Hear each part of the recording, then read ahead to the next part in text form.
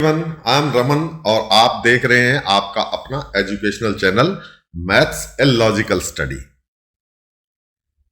हमारे पिछले वीडियो के अंदर हमने कोन के सरफेस एरिया से रिलेटेड सारी प्रॉब्लम सॉल्व की थी। एक्सरसाइज नंबर 11.1 हमने कंप्लीट सॉल्व की थी और आपको बताया था कि कोन के कौन कौन से पार्ट होते हैं, कोन का सरफेस एरिया कितने तरीके का होता है, किस तरीके से आपको वो सरफेस एरिया एज्यूम करना है और अपना क्वेश्चन सॉल्व करते टाइम किन किन चीजों को ध्यान में रखना है ताकि आपको कोन का कौन सा एरिया फाइंड करना है, यानी कि कर्व्ड सरफेस एरिया या सर्कुलर एरिया या टोटल एरिया, कौन सा एरिया आपको फाइंड करना है उसके बारे में आपको डिटेल से बताया था। इस एपिसोड के अंदर हम कोन की बात अब आगे बढ़ते हुए स्फेयर की बात करेंगे। स्फेयर, हेमिस्फेयर और सिलेंडर की बात करेंगे। इनके सरफेस एरिया को हम इस चैप्टर के अंदर डिस्कस करेंगे और इन तीनों के अंदर क्या डिफरेंस है या क्या एडिशन है या किस तरीके से ये कौन से डिफरेंट है वो भी नोटिस करेंगे। तो सबसे पहले तो आप ये देखिए कि एक स्फेयर की शेप जो होती है, जिसको गोला बोलते हैं, फुटबॉल की शेप का होता है, एक राउंड शेप का होता है, 3 डायमेंशनल होता है, ये बनता कैसे है। सबसे पहली चीज आप ये नोट कीजिए कि ये बनता कैसे है। तो ये आप इस फिगर को देखिए, ये जो फिगर में आपको एक राउंड शेप के अंदर ये नजर आ रहा है, ये आप एक तरीके से समझ लीजिए कि एक राउंड प्लेट है। जैसे चपाती बनाने का तवा होता है, जैसे खाना खाने की प्लेट होती है, वो एक राउंड शेप के अंदर होती है, 2 डायमेंशंस के अंदर होती है ऑलमोस्ट। तो उसका जैसे एक तवा है तो तवे का एक हैंडल लगा होता है। तो आप इस पॉइंट को आप ये समझ लीजिए कि तवे का हैंडल लगा हुआ है, ये तवा है और ये आपका हैंडल लगा हुआ है। ऐसे ही आप एज्यूम कर लीजिए कि इसके एक दूसरी तरफ भी एक हैंडल लगा हुआ है। आप एज्यूम कर लीजिए कि ये भी इसका एक और सेकंड हैंडल लगा हुआ है।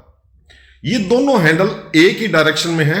आप इन दोनों हैंडल के हिसाब से इसको जेड डायरेक्शन में वर्टिकली खड़ा करके इस तवे को अगर घुमा देंगे जोर से, तो जो शेप क्रिएट होगी, इस तवे को वर्टिकल एक्सिस पे घुमाने से जो शेप क्रिएट होगी वो कहलाती है स्फीयर।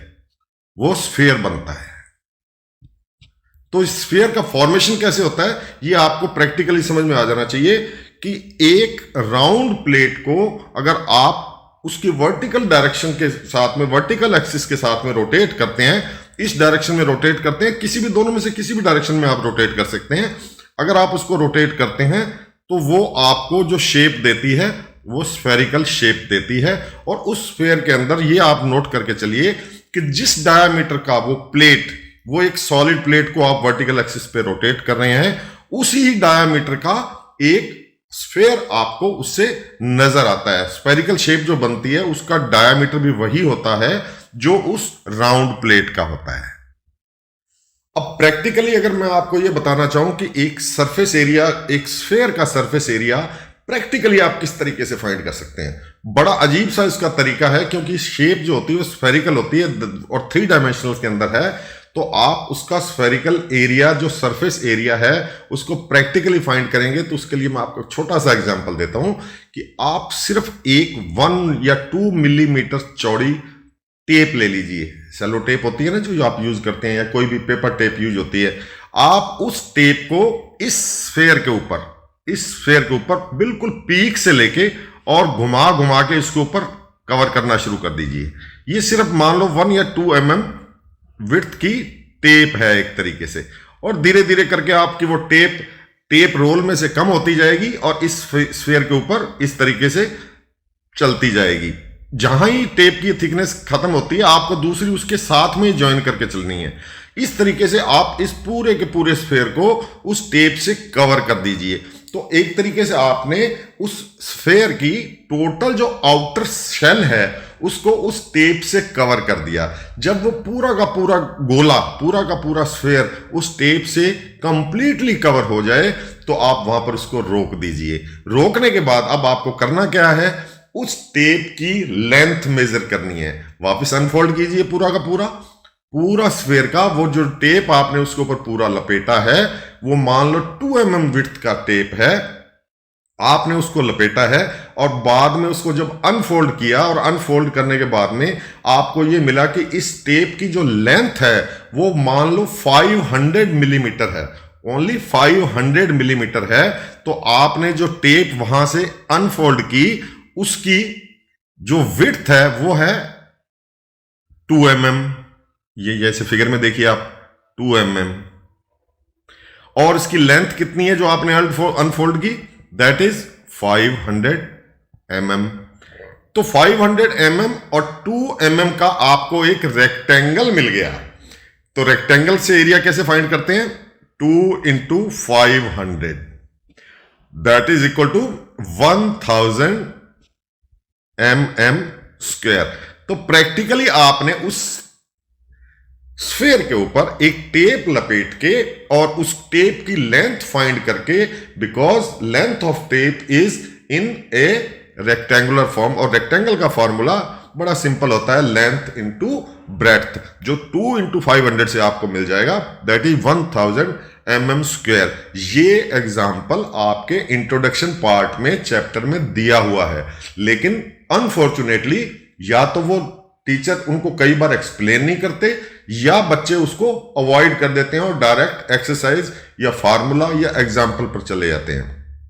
इससे आपको जो स्फीयर का सरफेस एरिया है वो ब्रेन में क्लियर नहीं हो पाता कि किस तरीके से ये एरिया प्रैक्टिकली हम विजुलाइज कर सकते हैं, प्रैक्टिकली चेक कर सकते हैं। तो इस एग्जाम्पल से आपको ये समझ में आ गया होगा कि हम किसी भी कर्व वाली शेप का, जिसमें 3 डायमेंशनल और कर्व भी है, यानी कि गोल फॉर्म के अंदर है और 3 डायमेंशंस के अंदर है, उसका एरिया हम किस तरीके से प्रैक्टिकली फाइंड कर सकते हैं। इसमें जितना आप बारीक टेप लेंगे, 2 mm की बजाय 1 mm की लेंगे, छोटी सी डोरी लेंगे, उसको एक लट्टू जैसे कवर किया जाता है उस तरीके से उसके ऊपर करेंगे, जितना बारीक टेप लेंगे उतना ही प्रिसाइज के अंदर आपका रिजल्ट आएगा। लेकिन वो एरिया जो आएगा वो सरफेस एरिया उस स्फीयर का एग्जैक्ट सरफेस एरिया होगा, जो कि हम फार्मूला के अंदर अगर हम फाइंड करेंगे तो हमारा फार्मूला सरफेस एरिया का एक स्फीयर के लिए जिसकी रेडियस r होती है, उसके लिए हमारे पास फार्मूला होता है 4πr²।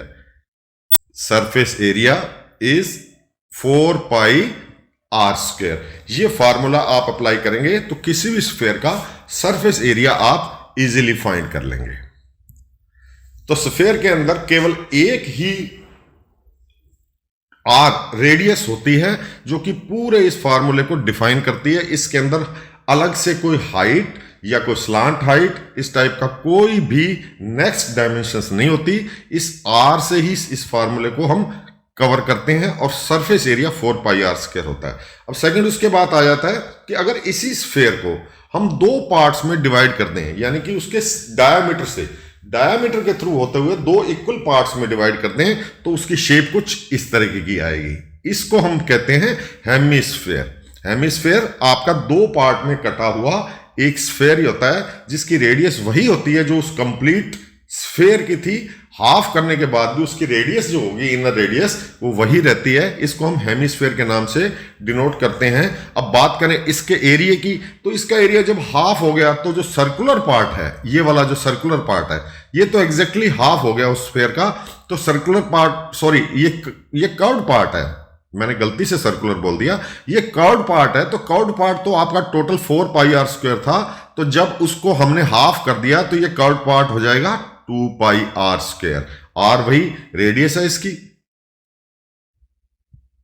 आर इसकी रेडियस है, और इसका एरिया जो होगा वो हाफ हो जाएगा उसका, तो दैट इज 2πr²। लेकिन जब ये हाफ हो जाएगा तो एक साथ में एरिया ऐड भी हो जाएगा, ये इसका सर्कुलर एरिया ऐड हो जाएगा, क्योंकि कट करने के बाद में ये एक पोर्शन हमें नजर आना लगेगा। आप एक तरीके से ये एग्जांपल ले लीजिए कि एक वाटरमेलन है जो कि एकदम स्फीयर की शेप के अंदर है।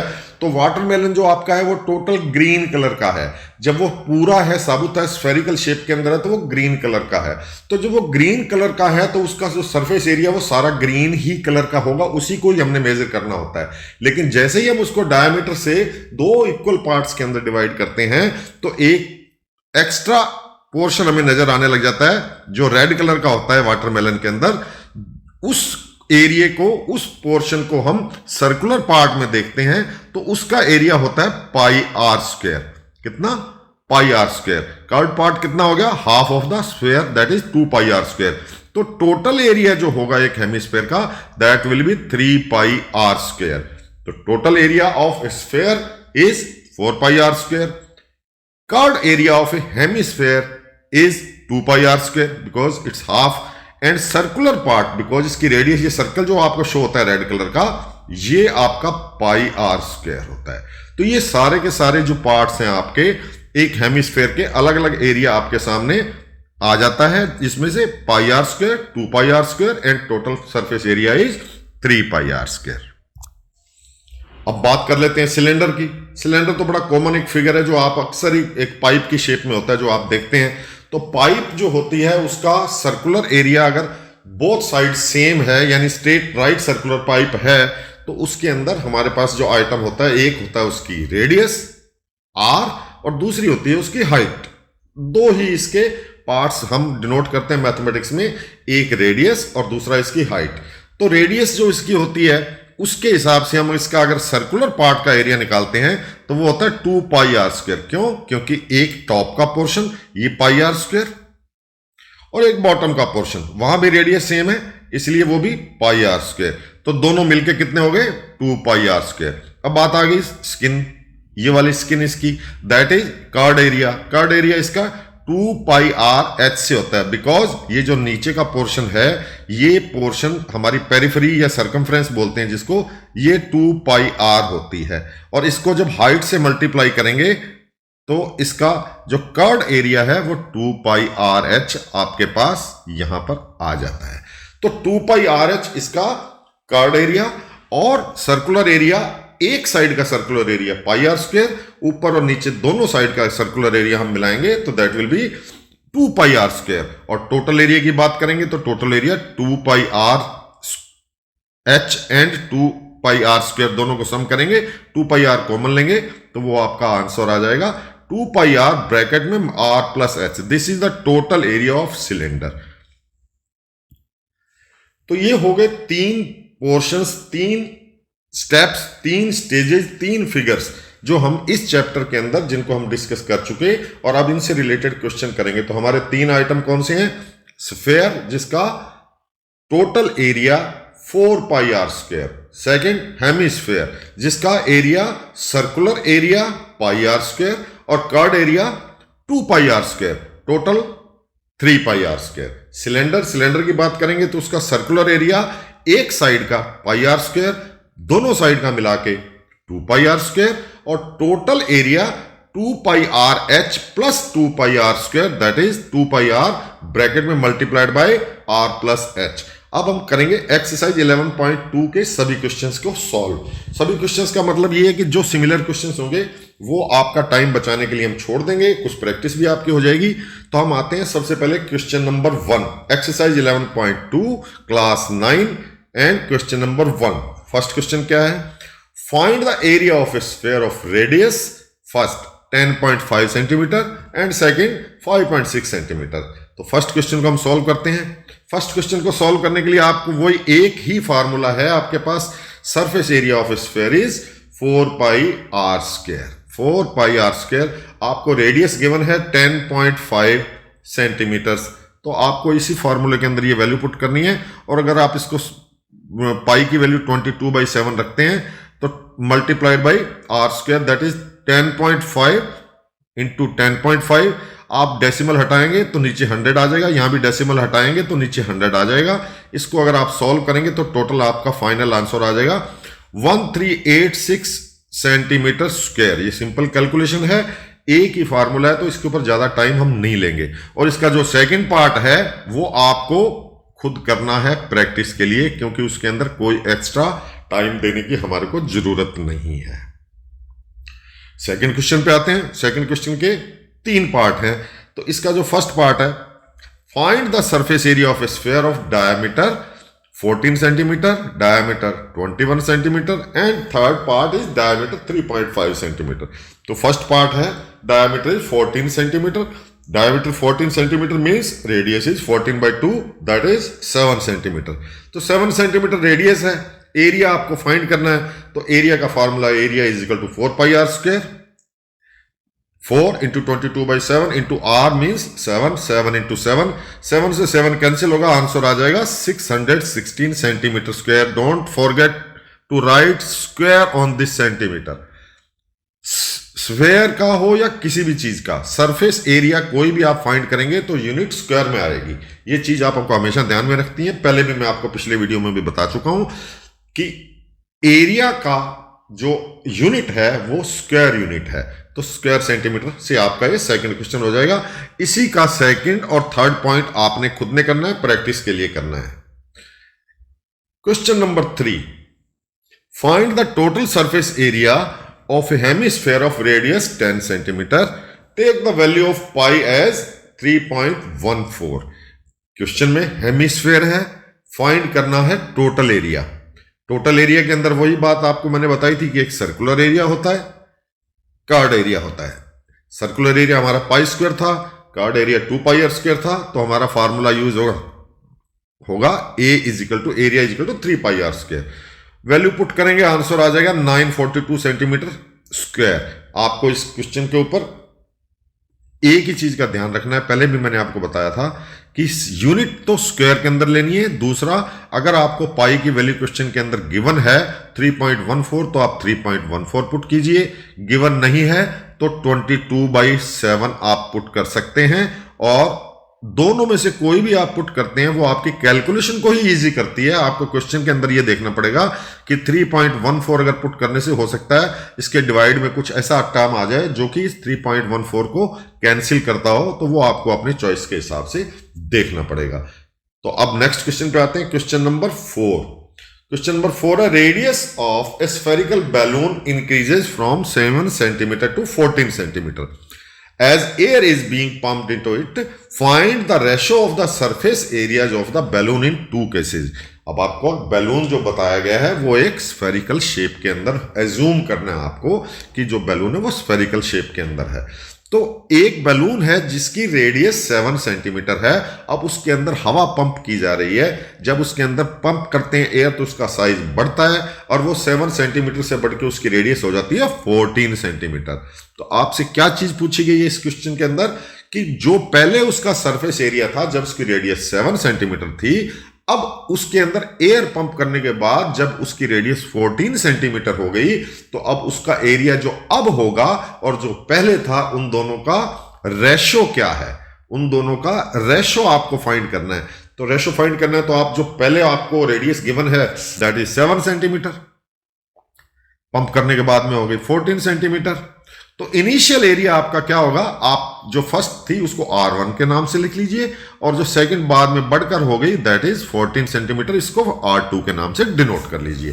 तो इनिशियल एरिया कितना हुआ, A1 मान लेते हैं उसको। A1 में क्या फार्मूला लगेगा, 4 पाई R1 स्क्वायर, बिकॉज शुरू में रेडियस R1 थी। फाइनल एरिया कितना हो जाएगा बढ़ के 4 पाई R2 स्क्वायर। क्यों, क्योंकि अब रेडियस उसकी बढ़ के R2 हो गई है।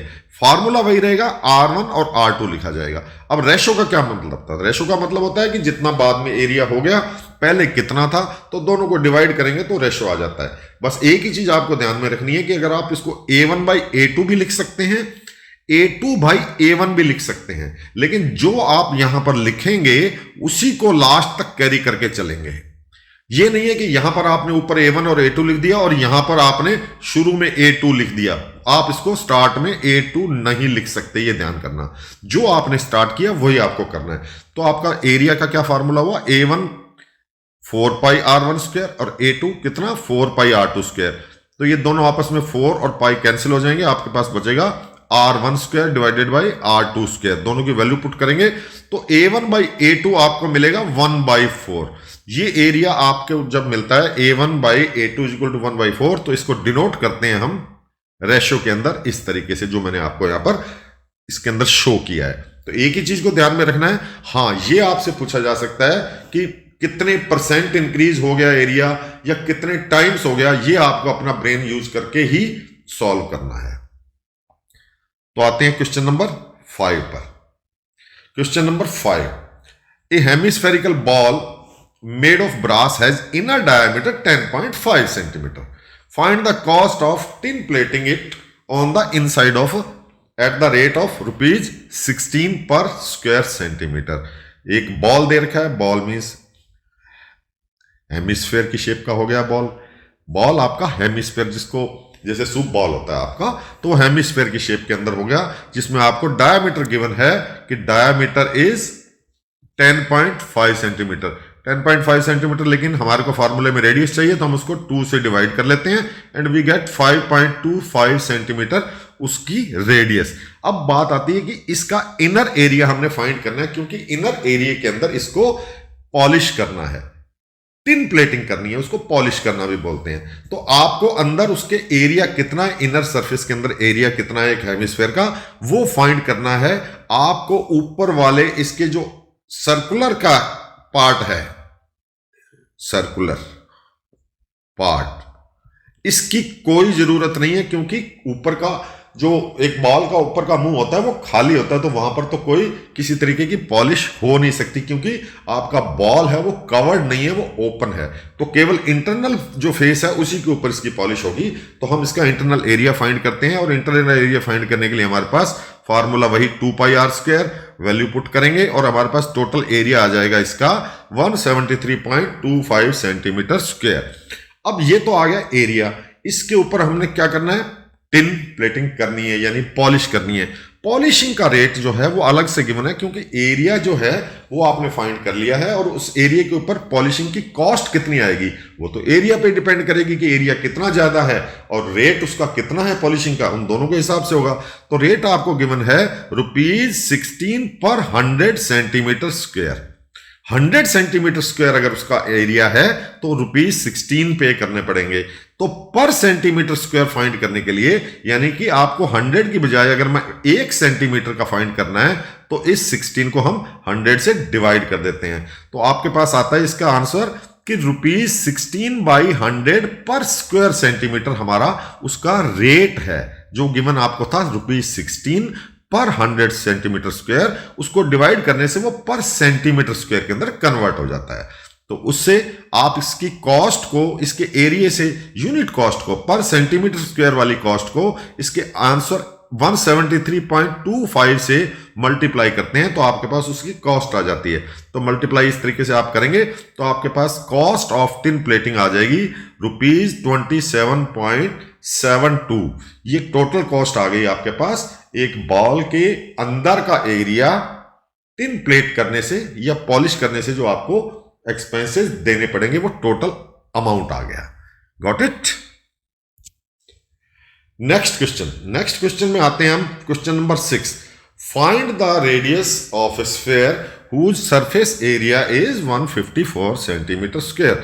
अब पहले आपको रेडियस बताते थे और एरिया पूछ लेते थे, तो आप डायरेक्ट फार्मूला यूज कर देते थे। अब इस क्वेश्चन के अंदर आपको एरिया गिवन है और आपसे पूछा गया है कि रेडियस कितनी होगी। मैथमेटिकल सिंपल कैलकुलेशन है। Area is equal to 4πr², that is given 154 centimetre square.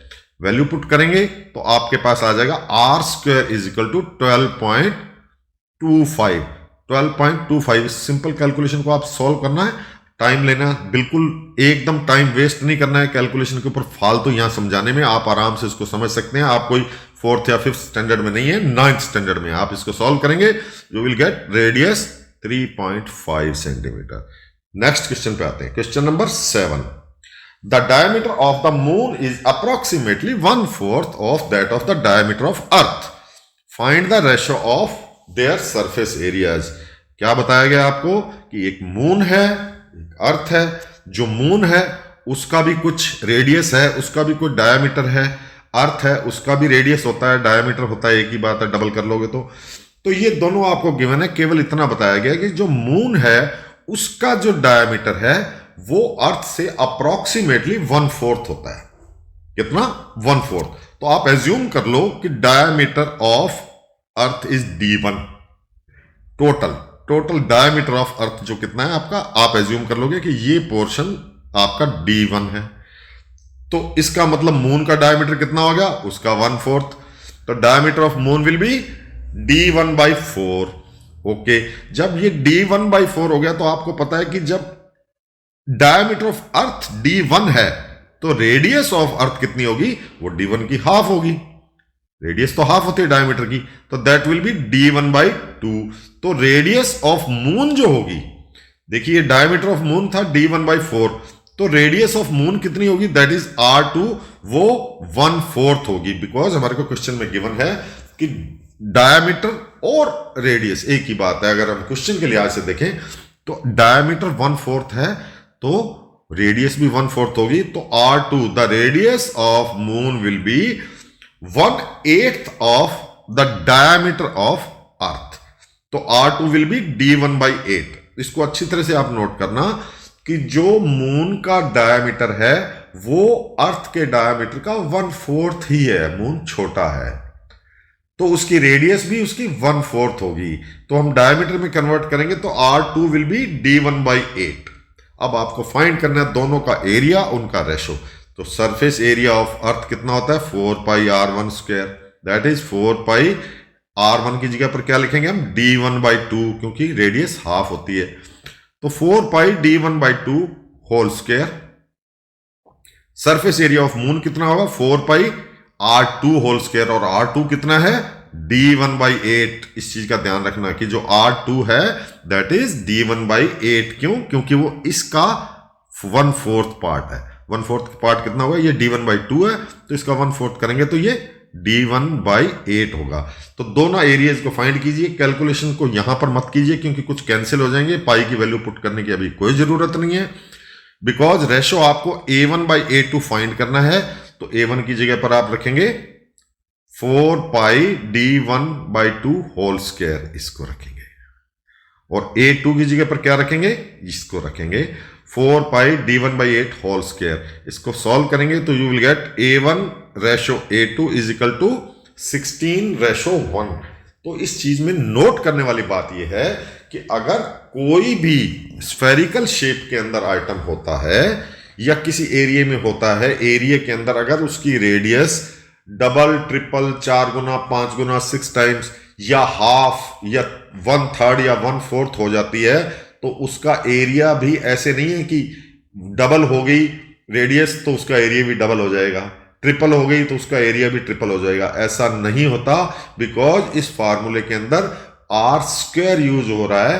तो अगर 3 टाइम्स किसी की रेडियस हो गई तो एरिया 9 टाइम्स बढ़ जाएगा, ठीक है, यानी कि 3 टाइम्स रेडियस होने से 3 टाइम्स एरिया नहीं बढ़ेगा, 3² टाइम्स बढ़ेगा, उसका एरिया हो जाएगा 9 टाइम्स। अगर 4 टाइम्स है तो 16 टाइम्स, तो इसका यहां पर 1/4 था तो दैट इज 16/1 के अंदर इसका जो मून और अर्थ का जो सरफेस एरिया है उसका रेशो आएगा 16/1।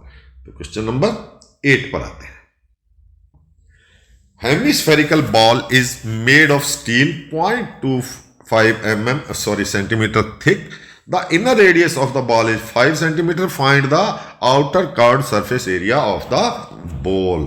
केवल आउटर एरिया आपको फाइंड करना है, टोटल एरिया फाइंड नहीं करना। होलो बॉल है लेकिन आपको इस बॉल की थिकनेस भी दी हुई है और इनर डायमीटर भी दिया हुआ है। थिकनेस भी गिवन है आपको और इनर रेडियस भी गिवन है। इनर रेडियस आपको गिवन है दैट इज 5 सेंटीमीटर, लेकिन आपसे इनर रेडियस तो गिवन है लेकिन एरिया पूछा जा रहा है एक्सटर्नल। तो देखिए कि जब कोई इनर रेडियस आपको गिवन है साथ में बॉल की थिकनेस भी गिवन है, तो जो आउटर रेडियस होगी उसमें क्या होगा, उसके अंदर आपकी इनर रेडियस और साथ में थिकनेस दोनों की दोनों जुड़ जाएंगी। इनर रेडियस प्लस थिकनेस दोनों जुड़ जाएंगी, दोनों को ऐड करोगे तो वो होगा 5.0 प्लस 0.25 दैट इज 5.25। मीन्स अगर आपने एक्सटर्नल एरिया ये वाला फाइंड करना है तो यहां से सेंटर से स्टार्ट करके रेडियस आपको लास्ट तक यहां तक लेनी पड़ेगी।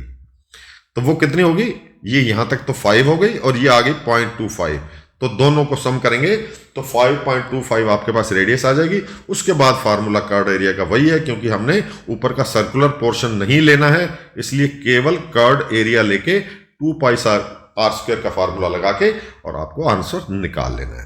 इसके बाद आते हैं क्वेश्चन नंबर 9 पर। इस क्वेश्चन नंबर 9 में सिलेंडर और स्फेयर दोनों को मर्ज किया गया है, दोनों को मिला के ही आपको इस क्वेश्चन को सॉल्व करना है। क्वेश्चन देखने में आपको कॉम्प्लिकेटेड लग सकता है, लैंग्वेज के हिसाब से भी कॉम्प्लिकेटेड लग सकता है, लेकिन प्रैक्टिकल अगर इसको सामने फिगर को आप देखोगे तो ये बहुत सिंपल क्वेश्चन है। क्वेश्चन क्या है? A right circular cylinder just enclosed a sphere of radius r. देखिए राइट सर्कुलर सिलेंडर, ये आपका राइट सर्कुलर सिलेंडर है जो पाइप की शेप के अंदर मैंने आपको बताया था। एक पॉट है जो कि गोल पॉट है, फ्लास्क कह लीजिए आप, एक तरीके का जैसे फ्लास्क होता है या मग होता है उस टाइप का शेप के अंदर है, इसको हम सिलेंड्रिकल शेप बोलते हैं। तो a right circular cylinder just enclosed a sphere, इसका मतलब जो आपका राइट सर्कुलर सिलेंडर है उसके अंदर एक स्फीयर को फिट कर दिया गया है, यानी वो पूरा का पूरा स्फीयर उसके अंदर कंप्लीटली फिट आ रहा है, ना ऊपर से कहीं बाहर निकल रहा है और ना ही उसकी वॉल्स के साथ में उसका कोई गैप है, यानी कि वो उसकी बाउंड्रीज को भी टच कर रहा है और टॉप में भी उसका जो एरिया है जो वो बाहर नहीं निकल रहा, उस सिलेंड्रिकल पोर्शन के बाहर नहीं निकल रहा, उस पाइप के या मग के या फ्लास्क के अंदर एकदम पूरा फिट आता है। पूरा फिट आने से क्या आपको मिलेगा कि जो इस स्फीयर की रेडियस है, ये आप ऊपर देखेंगे इसकी, तो वही रेडियस आपके उस फ्लास्क की या उस सिलेंडर की रेडियस होगी, और जो हाइट होगी उस फ्लास्क की वो इनडायरेक्टली आपको बता दी गई है कि उस गोले की, उस स्फीयर की हाइट के बराबर है। हाइट के बराबर है का मतलब हो गया कि जो हाइट होगी वो कितनी होगी? Double of the radius of that sphere, double of the radius of this sphere. तो ये आपको इनडायरेक्टली बताया गया है कि इस सिलेंड्रिकल पॉट के अंदर आपका जो स्फीयर है वो एकदम पूरा फिट आ रहा है। फिट आ रहा है तो इसका मतलब कि उस स्फीयर की जो रेडियस है वही रेडियस उस सिलेंडर की होगी, लेकिन जब हम हाइट की बात करेंगे तो सिलेंडर की हाइट होगी वो उस स्फीयर के डायमीटर के बराबर होगी, यानी कि ट्वाइस ऑफ आर होगी। ये इनडायरेक्टली इस क्वेश्चन के अंदर आपको ऑब्जर्व करना है और देखना है कि ये किस तरीके से इसमें फिट किया गया है। तो रेडियस कितनी हो जाएगी सिलेंडर की? आर, और हाइट कितनी हो जाएगी सिलेंडर की? 2r। अब कर्व्ड एरिया ऑफ सिलेंडर क्या होता है? That is 2 pi r H. मैंने आपको स्टार्टिंग में बिगिनिंग में बताया था कि कर्व्ड एरिया ऑफ सिलेंडर, केवल कर्व्ड एरिया की बात कर रहे हैं हम, सर्कुलर एरिया इसमें नहीं ले रहे। तो 2 पाई आर एच, तो 2 पाई एज इट इज आ जाएगा। रेडियस उसकी स्फीयर के बराबर है और हाइट कितनी है? ट्वाइस ऑफ आर, जो मैंने आपको यहां पर बताया था कि हाइट ये ट्वाइस ऑफ आर है। तो यहां पर इसमें फॉर्मूला में रखेंगे तो area of, surface area of cylinder कितना आ गया? 4 पाई आर स्क्वायर। और स्फीयर का कितना होता है? स्फीयर का सरफेस एरिया कितना होता है? 4 पाई आर स्क्वायर। दोनों का रेशो फाइंड करना है तो A1 by A2 is 4 pi r square divided by कितना? इसका जो सिलेंड्रिकल पोर्शन का एरिया है that is also 4 pi r square, that is equal to 1। तो A1 ratio A2 is 1 ratio 1। तो आप इसमें ये नोटिस कीजिए कि जो स्फीयर है जो कि उस सिलेंड्रिकल पॉट के अंदर आया है एकदम फिट आया है, ना लेफ्ट राइट में उसका कोई भी स्पेस खाली है, ना ही वो उस मग के पॉट के बाहर निकल रहा है, एकदम लेवल के ऊपर है। तो दोनों का जो सरफेस एरिया होता है, ऐसे दोनों शेप्स का जो सरफेस एरिया होता है वो बराबर होता है। ये इस क्वेश्चन के अंदर आप एक लैंडमार्क फिगर याद रख लीजिए कि इस टाइप का कोई भी फिगर आएगा तो उसका एरिया 1 रेशो 1 ही आएगा।